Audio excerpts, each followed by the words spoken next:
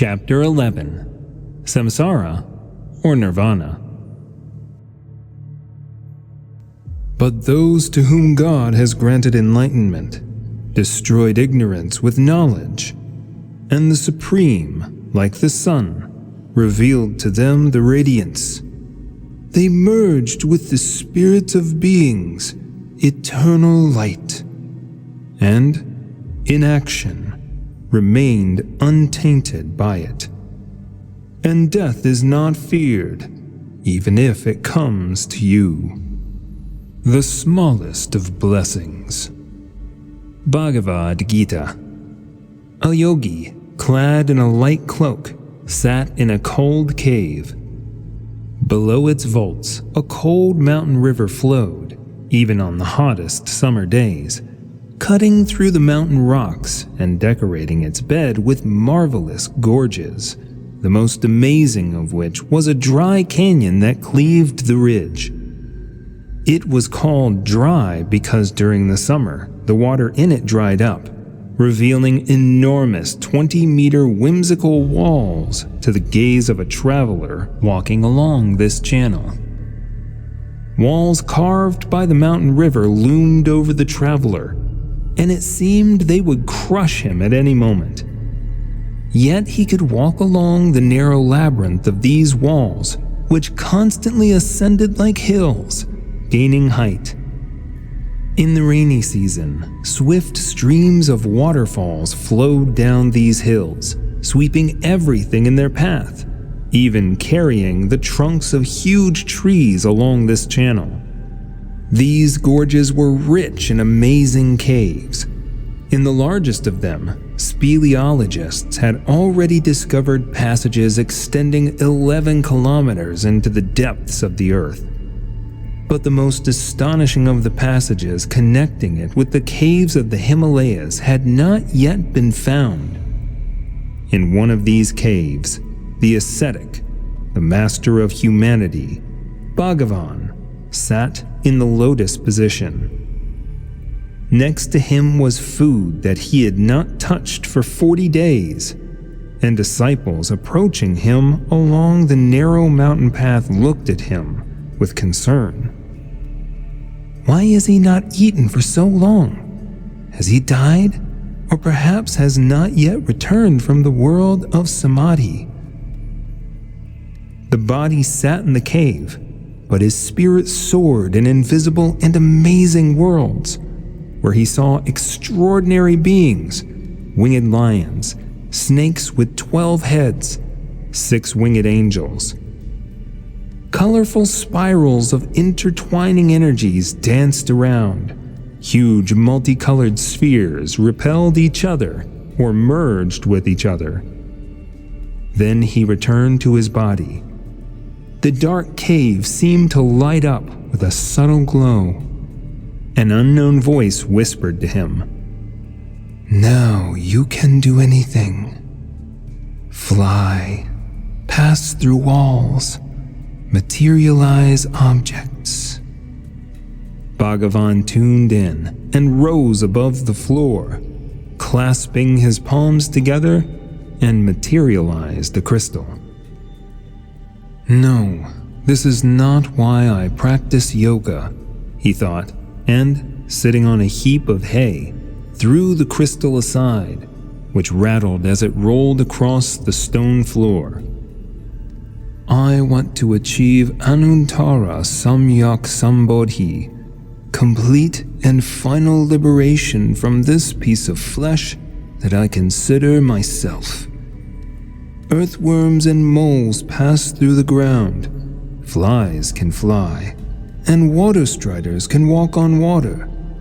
And our women materialize not only stones, but whole living beings during pregnancy and childbirth.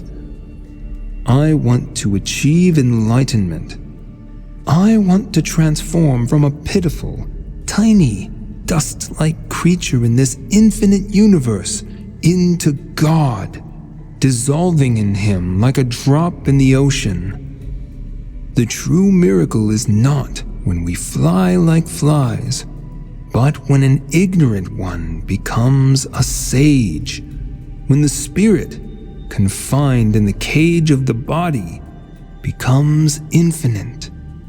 When detached consciousness, thinking, I am the body, I am the name, I am a human, expands and becomes the universe, becomes the absolute, attains nirvana. With this realization, he began to meditate again to achieve his goal. Entering samadhi, he saw amazing worlds and universes, but he remembered what the great master El Morya had told him. Remember in a dream that you are sleeping, and in the morning you will wake up. In wakefulness, remember that this is a dream, and death is awakening. He began to look detachedly at the fantastic flashes of light, at the enormous luminous clouds and sparking stars, at the fearsome fire-breathing dragons flying past him, flapping their huge wings. All these impressions no longer affected him, and he found himself in the great silence filled with grace and light pouring from nowhere. It was the world of Nirvana, in which he began to dissolve. Suddenly, at one moment, he became the entire universe, all galaxies, all stars and planets, all living beings. He saw the world through myriad eyes, heard it through myriad ears, acted with countless hands and limbs. He was everything and nothing at the same time, felt everything that all beings perceive and experience, and was detached from it. He was the Absolute. He was God. But now he returned to his body and felt how small and insignificant this flesh and personality were. It became cramped here, like in a stone coffin. He lost all sense of existence in this meager limitation called human life. In this stifling body, he felt like Christ on the cross, nailed to the paths of matter. He sensed his body and personality as a tomb in which his spirit was buried, and he only wanted one thing: to die, to attain that great state he experienced in Nirvana Samadhi. This narrow, limited human perception seemed to him like a small crack through which he was forced to perceive the world, being in this body. He felt like an earthworm crawling in the ground, when just moments ago he was an eagle soaring in the sky. Death was liberation from the wretchedness of human existence, from the constant suffering due to its limitations, and the compulsion to live by the interests of the body and worldly personality. A life like that on an inanimate robot, constantly feeling cold, hunger, fatigue, and pain, seeing the same dreary landscapes of the earthly world, solving everyday mundane problems. The way out of this dreadful ordeal, from this meat grinder, was only Nirvana, in which he yearned to dissolve completely, leaving this body forever and breaking the cycle of deaths and births. He decided to continue fasting until death, so as to peacefully depart into eternity with prayer. It was already the 40th day of his fasting. Strength was slowly leaving him. His body was barely felt, bright visions of otherworldly worlds came to him in meditation. As usual, in the morning, disciples came to him for joint meditation, forming a semicircle around their master. I am leaving this world. I am going to Nirvana. I have achieved everything. I have become enlightened. I have seen life as it is. Here we live in the cages of our bodies, in the chains of our worldly beliefs, acting as slaves to the instincts and desires implanted in us by nature, like robots, executing the social program instilled in us in childhood. We are dead and blind. We are limited and insignificant. But having reached Nirvana, I have become the entire universe. I have attained a state of infinite bliss and absolute freedom from form, time, and space. Do not be deceived by this pitiful body. Your little personality, this gray, meager world. And then you will overcome the wheel of deaths and births, break free from the cage of your body, and become a free spirit dissolved in God. Become Him and the entire universe. Do not worry about your small self. You do not even suspect who you may really be. Having finished his sermon, Bhagavan resumed meditation, slowly departing into eternity. Some of the disciples stayed with him to also fast until death and depart with prayer to a better world.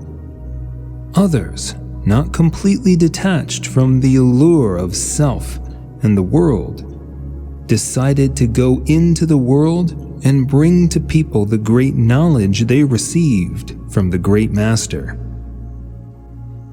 But now night fell, and the first stars lit up the sky, while the master continued to sit in the lotus position, waiting the end of his existence on earth. His entire life slowly passed before his consciousness. He saw scenes from his past in this and other lives. Here he is, a little boy sitting quietly on the couch, watching his grandmother pray in front of the icon in the corner, near the window. "Grandma, what are you doing?" asked her grandson. "I am praying, my dear, talking to God, the creator of our universe.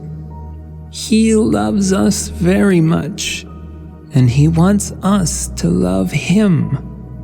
And when you pray and grace arises in your heart, it means you have felt the Lord's love for you.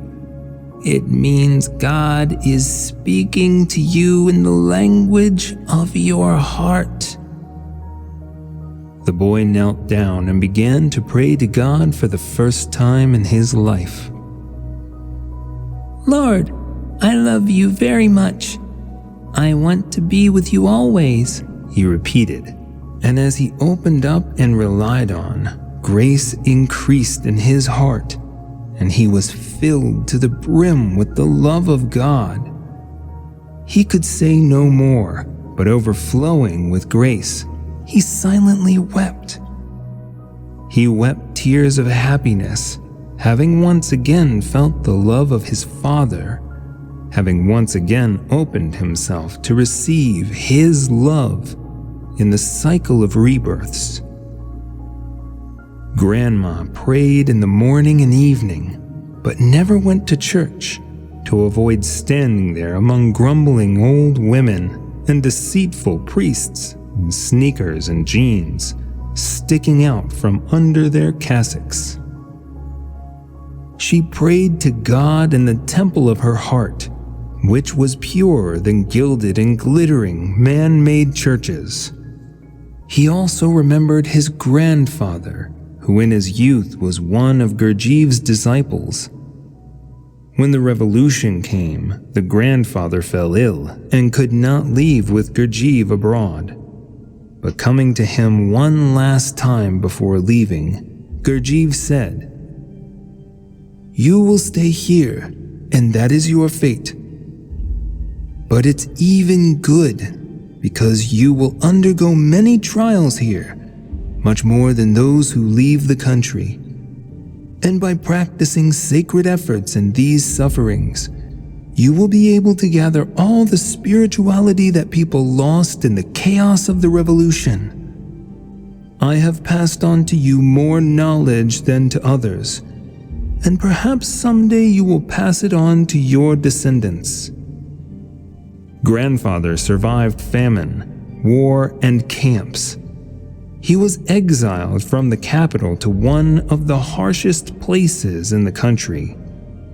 But despite the terrible hardships and deprivations that befell him, he practiced sacred effort, constantly remembering God, observing himself, and remaining in a state of vigilance.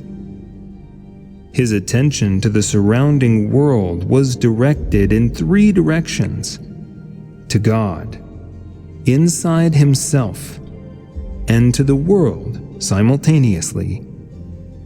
And this great practice allowed him to develop his consciousness. Grandfather taught his little grandson to play on an old piano. "Look, see?" he would say. "The piano has 7 full octaves. These are 7 worlds, our world, and 6 subtle ones. And at the end of the keyboard, there is the do note of the 8th octave. That is the absolute.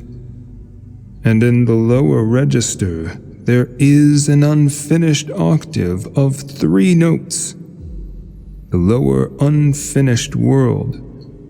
Thus, in the construction of the piano, the ancient sages laid down the laws of the entire cosmos." The grandson listened with interest to everything his grandfather taught him, and soon he learned to play the magical music of the celestial spheres, where each note had its meaning. Many more memories flashed through Bhagavan's mind. Death was slowly approaching him. His breath became more superficial, and the rhythm of his heart slowed with each passing minute. But then, as if lightning pierced the sky, he saw 1,000 faces of Buddha, Krishna, Allah, Jehovah, Shiva, Nirvana, and millions of other forms and images of the one God. And he understood that the Lord himself had come to him. "My son," thousands of voices thundered, "you have reached Nirvana, but I am preparing a different task for you. Go and teach people the great truth that you yourself have realized, and by passing on your knowledge to them, return to me. Return to me," echoed the thunderous voice, and the vision disappeared. Bhagavan sat, stunned by what had happened, but recognizing the will of God, he bowed down to the earth and said, "Thy will be done! Thy will be done! Thy will be done!" And rising from the earthly bough, he gained full determination to fulfill the command of the Father of the universe. Gathering his disciples, he proclaimed to them the divine command. "How can we awaken people from the darkness of ignorance?" asked one of the disciples. "The bright egregore of the circle of Kailash priests will help us with that. An egregore is a being from the subtle world. Some of them are like angels, while others are like demons. They carry great or destructive ideas within them. And when people connect with these egregores, giving them their love and devotion, the egregore helps them follow its path and realize its ideas. For example, the destructive communist egregore, physically embodied by Marx, Lenin, Stalin, inspired people to revolution, giving them great power to accomplish it. In that unfortunate time on Earth, there was another, the demonic being, the fascist egregore, guided by Hitler. These egregores fought each other for the dominance of the world, which manifested in the Second World War, where the fascist egregore fell and the communist one was severely wounded and soon withered and died. There are also bright egregores of Buddha, Christ, Muhammad, Zoroaster. But in our time, they have almost perverted their original essence. They are almost dead.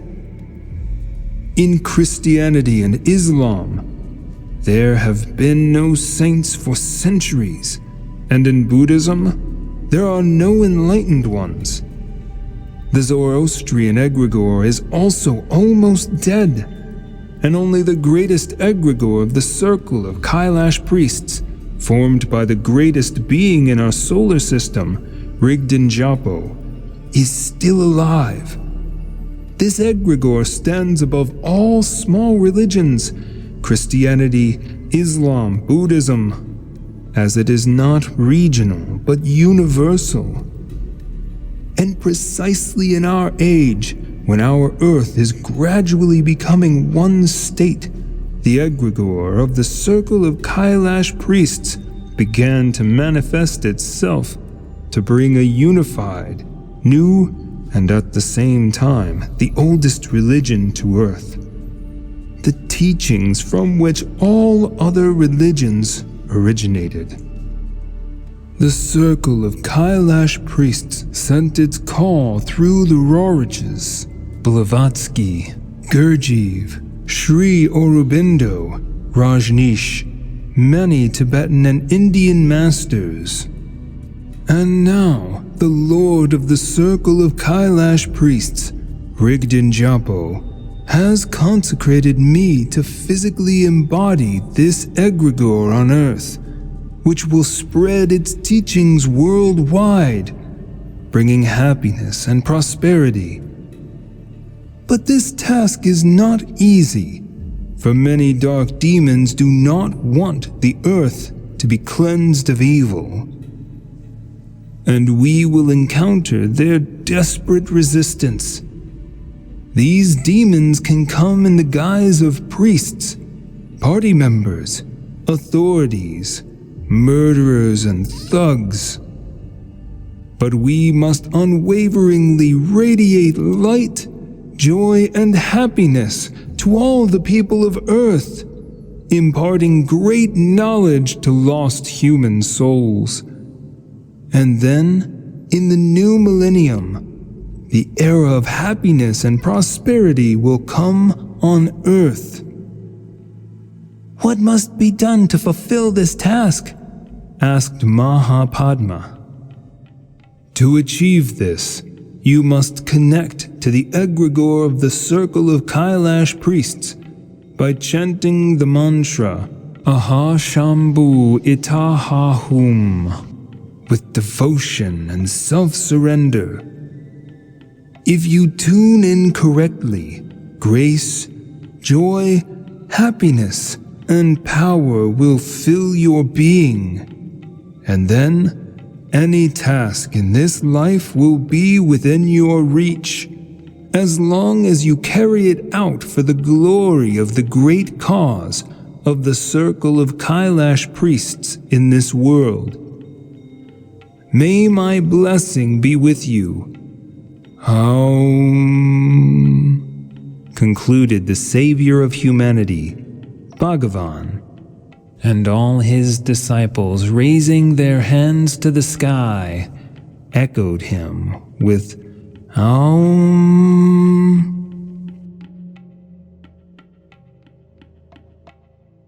Do you want to know more? Watch the animated masterpiece that reveals the mysteries of humanity. Discover more sacred knowledge in books. You can meet the main characters of books at our seminars. Find your amulet of power. Participate in an individual ritual. Open free channel with daily spiritual practices for yourself. All these you will find on our website www.amazon1.org.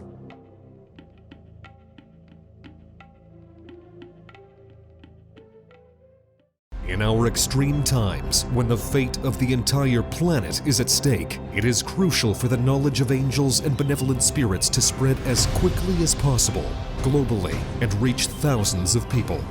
In this way, we can change the future of all humanity. Which is why we are addressing you, dear soul of light. Spread the knowledge about our wise books and films. Share links to videos or cartoons. All of this is available and free. Invite women to individual practices, webinars, and seminars. And the Great Spirit of Light will help you and your family. It will direct an enormous amount of energy to fulfill all your desires. Benevolent spirits and angels will assist you and your loved ones in all matters. A thread of light and love extends from your heart to the hearts of thirsty women, and the creation of good and the dissemination of enlightened knowledge throughout the world begins. Become part of the mission of light. Help people, and God will help you.